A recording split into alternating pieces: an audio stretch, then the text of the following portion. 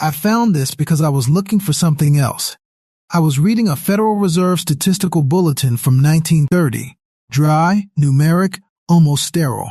A table listing suspensions of national banks, no commentary, just columns, dates, assets, locations, totals. At the bottom of the page, a number. 1350. That was the number of banks that failed in 1930 alone.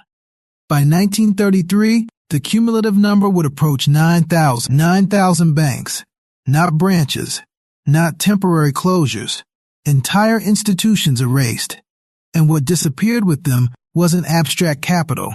It was deposits, cash, savings in envelopes, farm profits from the harvest, payroll for small factories, retirement funds kept in local trust accounts. In 1929, the United States had over 24,000 commercial banks operating across the country. Most were small. Community institutions. Many were unit banks, single location operations prohibited from branching across state lines. They were deeply embedded in local economies. When they failed, entire towns went silent. The first wave began quietly in late 1930. Following the stock market crash of October 1929, industrial production declined sharply. Commodity prices fell. Farmers, already burdened by debt from the 1920s, saw crop prices collapse. Wheat prices fell by nearly half between 1929 and 1931. Cotton fell even further. When farmers defaulted, rural banks absorbed the losses. According to Federal Reserve annual reports, 608 banks suspended operations in November and December of 1930 alone. Many were located in agricultural states: Arkansas, Tennessee, Iowa, Nebraska. The failure of the Bank of United States in New York in December 1930 marked a psychological turning point. Despite its name, it was not a government institution. It was a private commercial bank with over $200 million in deposits, equivalent to several billion dollars today when adjusted for inflation. When it closed its doors, 400,000 depositors were locked out of their funds. Crowds gathered outside the building in Manhattan. Lines stretched around the block. Some depositors reportedly fainted. But here is what makes this moment significant. There was no federal deposit insurance. If a bank failed, depositors became unsecured creditors. They would wait months or years for partial repayment if assets could be liquidated. Most recovered only fractions of their savings. Between 1930 and 1933, deposit losses totaled approximately $1.3 billion. In today's dollars, that would be well over $25 billion. And that figure does not include the indirect destruction, lost businesses, foreclosures, abandoned properties. The Federal Reserve, created in 1913, was designed to act as a lender of last resort. Its mandate was to provide liquidity to solvent banks facing temporary panics.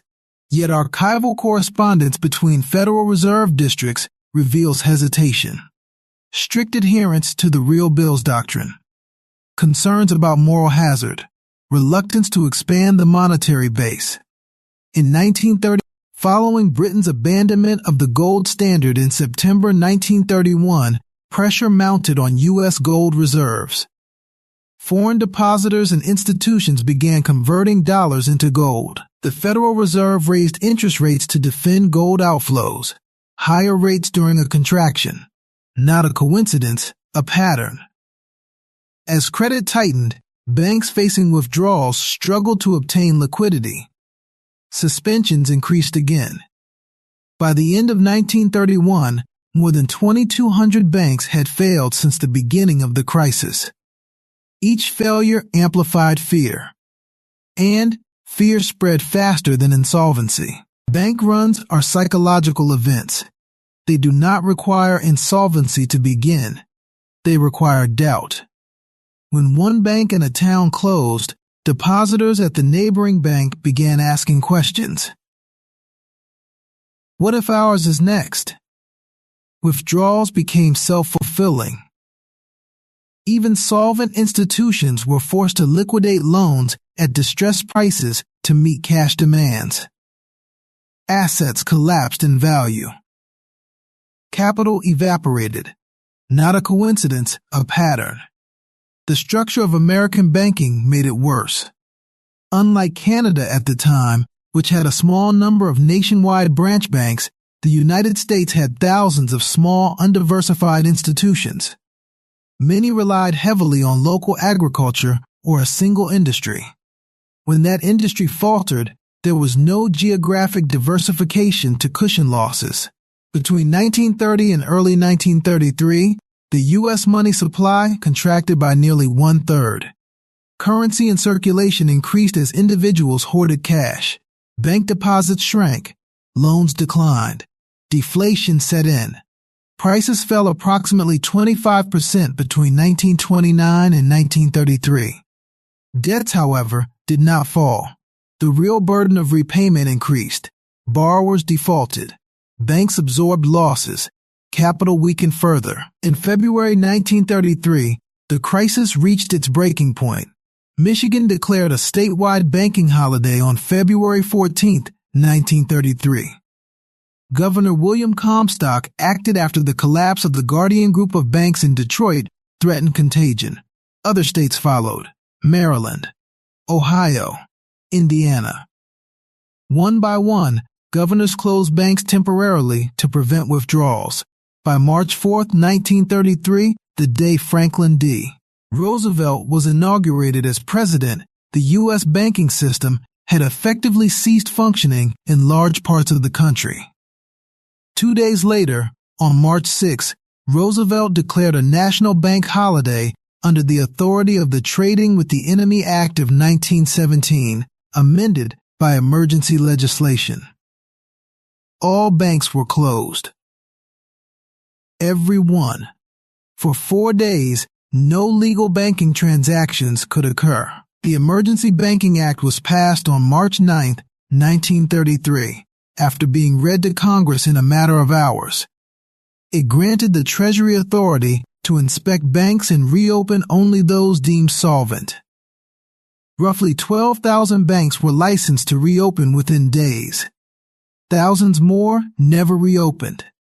Not a coincidence, a pattern. This is documented in Treasury archives, Federal Reserve bulletins, and congressional records. 1930, 350 failures. 1931, 2,293 failures. 1932, 1,453 failures. Early 1933, thousands more closures before inspection. Cumulatively, nearly 9,000 institutions suspended operations during the Great Depression's banking crisis.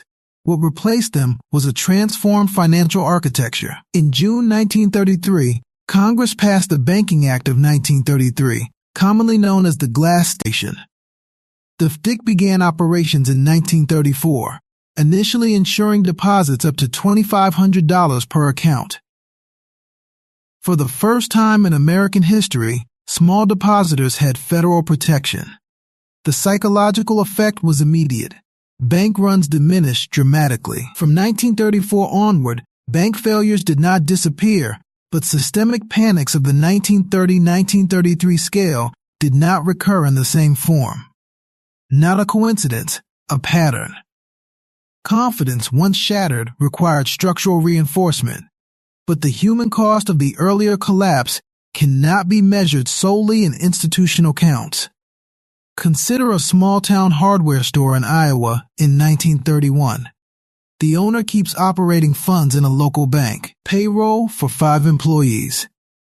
Payment for suppliers. Rent. The bank closes on a Monday morning. The vault does not reopen. Inventory orders stop. Employees are dismissed. Creditors demand payment. The business fails, not because of declining demand alone, but because liquidity vanished. Multiply that by thousands. The archival data from the FDIC's historical statistics on banking shows that deposits in suspended banks represented roughly 10% of total deposits in the system at the time. 10% of national deposits frozen. When adjusted for inflation, the purchasing power lost was equivalent to tens of billions of dollars. And unlike modern crises, there were no rapid federal guarantees. No electronic transfers. No emergency insurance for individuals. Recovery rates for depositors varied widely. Some received 50 cents on the dollar, others far less. Liquidation proceedings stretched for years. In many cases, receivership files show property auctions, foreclosed farms, and destructions of book value. Not a coincidence, a pattern. The contraction of money supply intensified the broader Great Depression. Economists Milton, Friedman, and Schwartz, in their 1963 Monetary History, would later argue that Federal Reserve inaction converted a recession into a catastrophe. Other scholars emphasize structural weaknesses, gold standard constraints, and global capital flows. The debate continues. But the archival numbers remain fixed. 9,000 banks, a one-third contraction in money supply, a 25% decline in prices, an unemployment rate that would eventually reach approximately 25% by 1933. Financial institutions are built on trust. When trust collapses, balance sheets follow. The story of the Great Depression bank failures is not a tale of a single event. It is a sequence. Agricultural price collapse, loan defaults, local bank suspensions, depositor panic, monetary contraction, deflation, more defaults. Not a coincidence, a pattern. And the pattern reveals something else. The institutions created afterward, deposit insurance, separation of commercial and investment banking, enhanced supervision, were not abstract reforms. They were responses to documented systemic breakdown. The FDIC's own historical review notes that after deposit insurance began, the average annual number of bank failures declined dramatically compared to the early 1930s. Stability was engineered, but history rarely erases itself cleanly. The memory of shuttered vaults and frozen accounts shaped an entire generation's relationship with banks. Cash under mattresses was not paranoia. It was lived experience. When you read the suspension lists in the Federal Reserve archives, the repetition becomes almost mechanical. Name, city, assets, date of suspension. Line after line after line. Not a coincidence, a pattern. The Great Depression bank failures were not inevitable in the sense of natural disasters. They emerged from policy decisions, structural vulnerabilities, global financial pressures, and human psychology interacting over time. And once the cycle began, it fed itself. By 1934, the number of operating banks in the United States had fallen to roughly 14,000, down from more than 24,000 in 1929. A contraction of nearly 40% in institutional count. Entire networks disappeared. Yet out of that collapse emerged a more centralized, federally supervised banking framework that would define American finance for decades. This is not a story about hidden conspiracies or secret vaults. The evidence is public. Congressional records, Treasury documents, Federal Reserve statistical tables. The tragedy was not invisible. It was documented. The question was whether the architecture of the system could withstand fear. By 1933, it required closure of every bank in the nation to reset confidence. Not a coincidence, a pattern. When you step back, the arc becomes clear. Rapid credit expansion during the 1920s. Speculative excess. Asset price collapse. Loan contraction. bank fragility, depositor panic, institutional reform. Each phase connected to the next. The Great Depression bank failures were not just a chapter in economic textbooks. They were a structural rupture that permanently altered the relationship between citizens and financial institutions.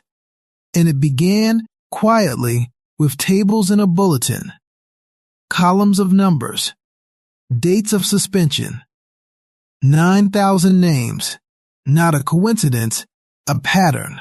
This has been a historical investigation based on archival records and documented financial data. It is not financial advice. It is a reminder that institutions are built on confidence, and confidence, once lost, leaves a ledger that lasts for generations.